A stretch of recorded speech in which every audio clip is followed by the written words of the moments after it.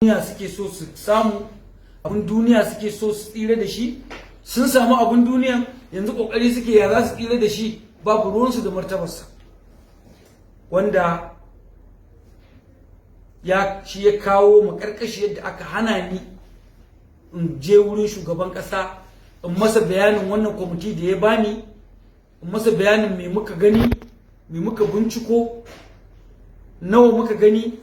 Wannan account din da CBN suke takama da shi, domin mu abin da muka sani wannan kudi dala biliyan 171 da suke investors account kudin gwamnati ne, domin babu wani investor da zai zo ya kawo dala biliyan 1 a ce SS ba su sani ba.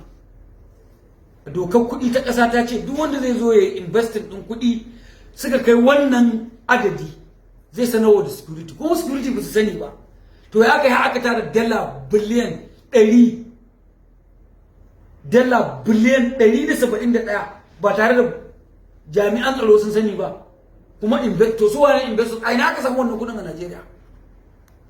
Kudaden mu ne da ake tarawa na charges, banda abubuwan da banki suke boyewa ba sa ba gwamnati. Dan haka bai kamata Najeriya ta ci bashi ba, bai kamata ana bin mu bashi ba. Wasu 'yan Najeriya ne suke rantawa Najeriya kudin Najeriya, ake ƙara mai da ƙasa baya. Wannan shine dalilin da yasa muka ce za mu sanar da ku 'yan jarida ku sani ga abin da ake ciki. Kuma zuwa sati mai zuwa Allah ya yarda za mu ci gaba da press conference. Takaddun da muka baku yanzu za mu ƙara muku kuma abubuwan da muka gani nan gaba.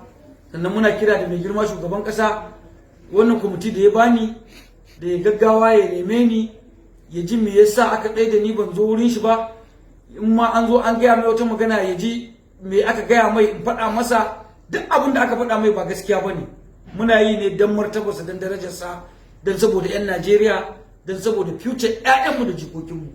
Kuma mu ma muna yi ne don mu samu daraja. Babu hanyar da ba a biyo ba mun ƙi ta sasanci. Mun ce sai dai a buɗe wannan account a tura kuɗi cikin account ɗin gwamnati. Mu shine abin da muke nema. Wannan guda jika zaure ka ce shi gwamnan babban banki ya yi taurin kai, kun gayyace shi ya zo ya yi bayani, amma sai daga baya da ƙyar ya samu ya zo. Shin har ma kuka nemi a ranar watakila yana tsammani ko za a ɗaure shi ne? Akwai wani zargi da kai, ka ce ma canza wannan fasalin kuɗin da aka yi saboda maganan kwamitin nan ne. Me yasa ka faɗi haka? Abin da ya faru shine domin ya san cewa shugaban ƙasa ne ya samu wannan aikin, kuma ƙasa ba a san aikin da muke ba, mun fito mun faɗa ba.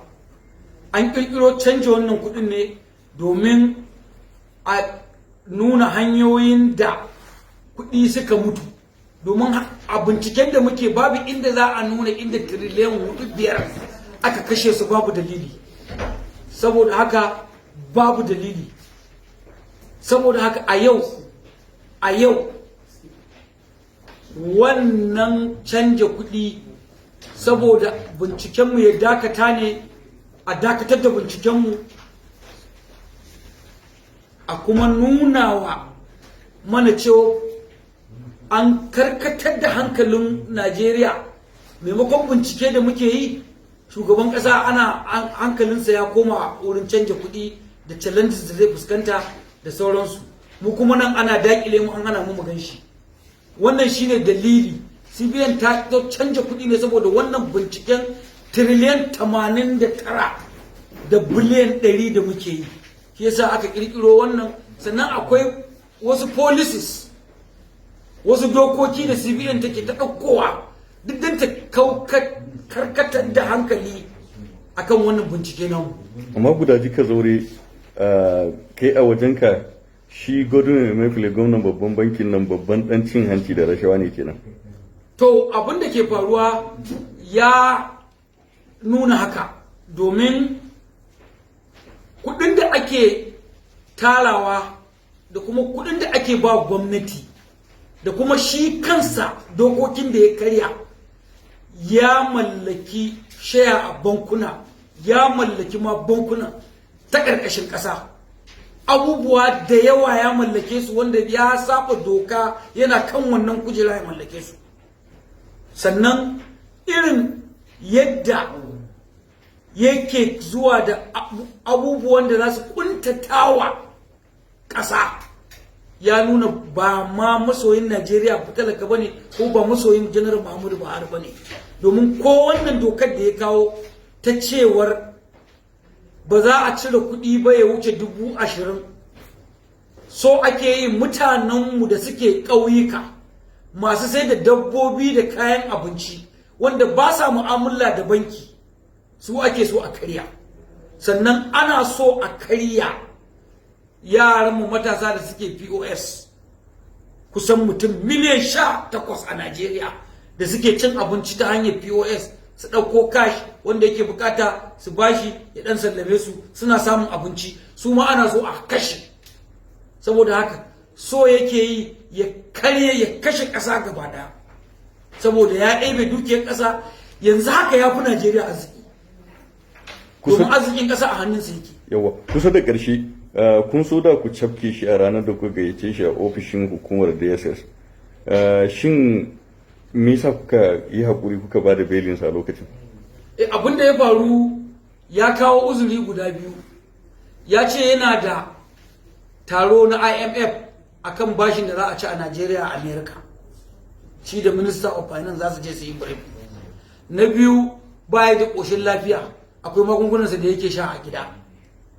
Na uku, jininsa ya hau, hankalinsa ya tashi saboda ya ga ya yi awoyi a je. So wannan ta sa hankalinsa ya tashi. Shi kuma da yake shi DG mai adalci ne, mutumin kirki ne, baya san fitina, sai ce to a kyale shi a ranai, a ci gaba da bincike, ya je ya aiwatar da wannan aikin kasar, amma ya duk takardun da muke bukata da kuma sanda aka ce ya dawo. Shine muka sake shi a beli, yanzu haka a zaman beli yake. Yau wato a ƙarshe, ka ce ka zargi wasu mutane da suna hana ka zuwa ganin shugaban ƙasa domin ka yi masa waɗannan bayanan. Shin waɗanne irin mutane ne waɗannan ne? To, a waɗanda ni dai waɗanda nake gani sun hana ni zuwa ganin shugaban ƙasa, na farko dai ɗan uwana protocol shi yake kai ni, kuma shugaban ƙasa ya ce min duk sanda nake bukata in zo in gan shi, in biyo ta gurinsa. Kuma ya tambaye ni wa nake so ma ya haɗa ni da shi, na ce shi zai haɗa ni da shi saboda shi yake kai ni.